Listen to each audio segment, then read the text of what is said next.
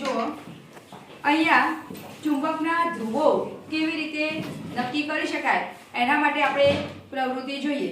અહીંયા આપણે બાળકોને શું આપ્યું હતું, અલગ અલગ પ્રકારના ચુંબકો આપ્યા અને એમને મેદાન ઉપર મોકલ્યા અને મેદાનમાંથી જે પણ વસ્તુ એટલે કે લોખંડના જે રજકણો હોય એ કઈ જગ્યાએ ચોંટે છે અને કઈ જગ્યાએ ચોંટતા નથી એના માટે એક શું આપી હતી, એમને પ્રવૃત્તિ આપી હતી। તો અહીંયા વિદ્યાર્થીઓ જે છે મેદાનની અંદર જે ચુંબક લઈને ગયા તો એની અંદર આપણે જોઈ શકીએ છીએ આ ચુંબક જેને આપણે કહીએ છીએ લંબઘન પટ્ટી જેવો ચુંબક।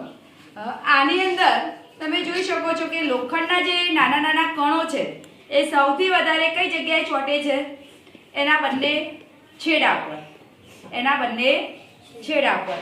આ બીજો ચુંબક હતો એની અંદર પણ તમે જોઈ શકો છો તો સૌથી વધારે ક્યાં ચોંટે છે, એના છેડા ઉપર।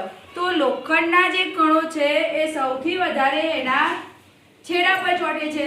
તો ચુંબકના જે આ બે છેડા છે એ બંને છેડાને શું કહે છે, ચુંબકીય ધ્રુવો કહે છે, બરાબર। અને આ ચુંબકીય જે ધ્રુવો છે ત્યાં આગળ એનું ચુંબકત્વ સૌથી શું હોય છે, વધારે હોય છે।